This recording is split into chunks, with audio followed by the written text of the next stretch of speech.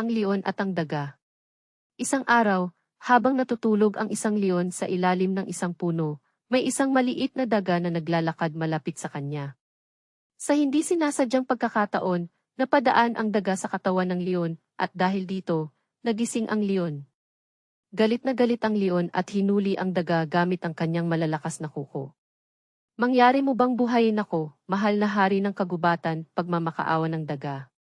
Kung pakakawalan mo ako, baka balang araw, makatulong ako sa iyo.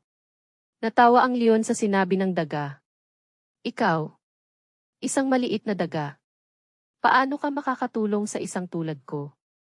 Ngunit sa kabila ng kanyang pagdududa, napagpasyahan ng leon na palayain ang daga at pabirong nagsabi, sige, palalayain kita. Pero tandaan mo, hindi ako nangangailangan ng tulong mula sa tulad mo. Makalipas ang ilang araw, ang leon ay nahuli ng mga mangangaso at itinali gamit ang malalaking lambat. Pilit niyang sinubukan makawala, ngunit sadyang napakatibay ng mga lambat. Napakalakas ng kanyang sigaw na narinig ng daga mula sa malayo.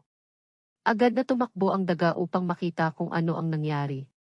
Nakita ng daga ang leon na hirap, kaya ginamit niya ang kanyang matutulis na ngipin upang ngat-ngatin ang mga lubid ng lambat.